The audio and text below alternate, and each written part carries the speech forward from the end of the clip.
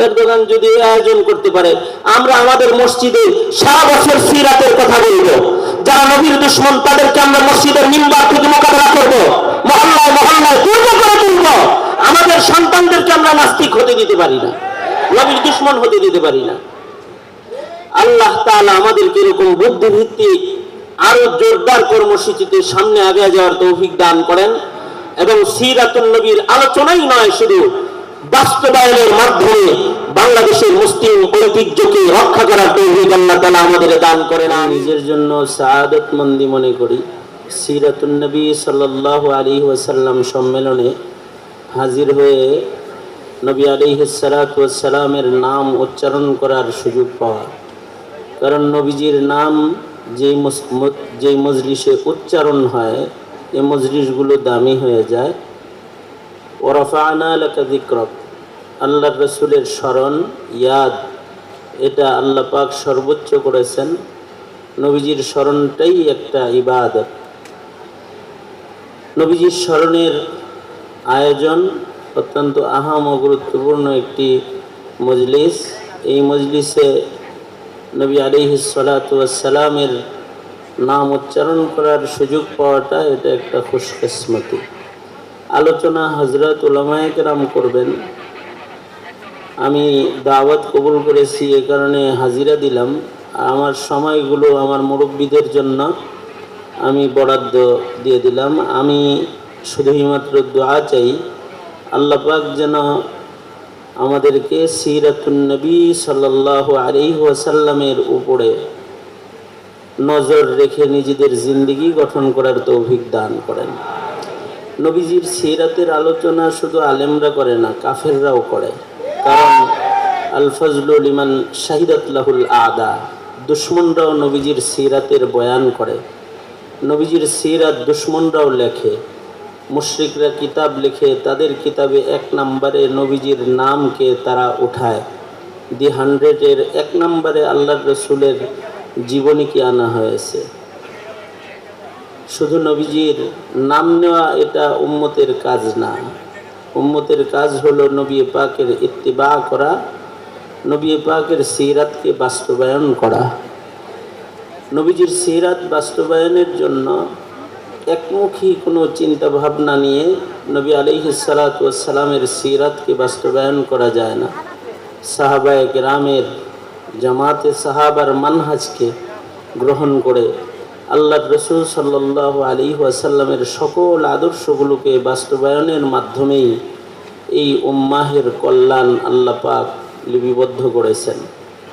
আল্লাহ তাআলা আমাদেরকে এই মুসলিম ভূখণ্ডে নবীজির সিরাত সম্পর্কে শুধু রবিউল আউয়ালে, আমি বাংলাদেশ জাতীয় সিরাত কমিটিকে অনুরোধ জানাবো একটা কর্মসূচি হাতে নেওয়ার জন্য। সেটা হলো রবিউল আউয়াল মাসে তো কাফের বিদআতিরাও সিরাতের আয়োজন করে, মিলাদুন নবী শিরোনামে করুক, যে কোনো শিরোনামে করে, এরা ঈদ উদযাপন করে বা একটা আলোচনার আয়োজন তারাও করে।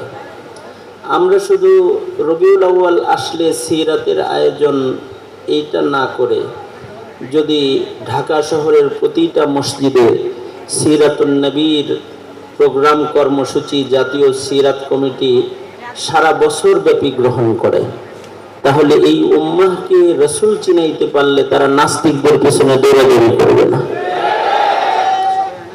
বছরে একবার একটা প্রোগ্রাম করার মাধ্যমে মিলাদুন নবী ঈদ উদযাপনকারীদের মুখালাফাত করলাম অথবা তাদের মুখোশ উন্মোচন করে দিলাম, এতটুকুনি এই উম্মতকে, মিল্লাতকে বাঁচানোর জন্য যথেষ্ট নয়।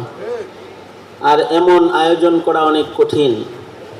আমি তো আন্দাজ করতেও কষ্ট হয় যে মুফতি সাহেব হুজুর এবং ওনার সাথীরা এত বড় আয়োজন করতে গিয়ে কত অর্থের যোগান দেন। যোগানটা এমনভাবে হওয়া দরকার যে মসজিদের মাইকে, মসজিদের মিম্বরে, খতিবের সদারতে প্রতিটি মসজিদে মসজিদে সিরাতের আলোচনা হবে। কোন নাস্তিক মুরতাদ মাথা উঠাইলে তার ঘাড় মটকায় দেওয়া হবে। আয়োজনটা এই কোয়ালিটিরও হওয়া দরকার। এ কারণে আমি জাতীয় সিরাত কমিটির কাছে প্রস্তাবনা পেশ করব, গোটা ঢাকা শহর তথা যে সকল মসজিদগুলোতে যুবকরা নামাজ পড়ে, ঢাকা ইউনিভার্সিটি আছে, বিভিন্ন কলেজ আছে, ইউনিভার্সিটি আছে, প্রয়োজনে ধর্ম মন্ত্রণালয়ের কাছ থেকে কাগজ সহ অনুমোদন নিয়ে যেখানে নাস্তিকেরা আমাদের মুসলমানদের সন্তানদেরকে নাস্তিকতা শিক্ষা দেয় এবং নবী আলাইহিস সালাতু ওয়াস সালামকে গালি দেয়, ওরা শিক্ষা দেয়, ওদের ওই সকল জায়গা দখল করে বছরব্যাপী সিরাতের আলোচনার প্রোগ্রাম চালু করা দরকার। আমি এরকম একটি প্রস্তাবনা জাতীয় সিরাত কমিটির উলামায়ে কেরামের কাছে রাখার জন্য আজকে মনস্থ করে এখানে এসেছি। আমি চাই যে এটা বৎসরে শুধু একবার নয়, এটা ঢাকা শহরের প্রতিটি কেন্দ্রীয় মসজিদে সিরাতুন নবী ব্যানারের আলোচনা সারা বছর চলবে। আমরা কিছুদিন আগে তুরস্ক সফর করেছি, এরদোগান সাহেব এমন একটা মঞ্চ করেছে যেখানে 2 ঘন্টা 3 ঘন্টা পর পর একজন করে কারি সাহেব উঠে আর তেলাওয়াত করে 24 ঘন্টা। এরদোগান যদি এই আয়োজন করতে পারে, আমরা আমাদের মসজিদে সারা বছর সিরাতের কথা বলবো। যারা নবীর দুশমন তাদেরকে আমরা মসজিদের মিম্বার থেকে মোকাবেলা করব, মহল্লায় মহল্লায় দুর্গ করে তুলব। আমাদের সন্তানদেরকে আমরা নাস্তিক হতে দিতে পারি না, নবীর দুশমন হতে দিতে পারি না।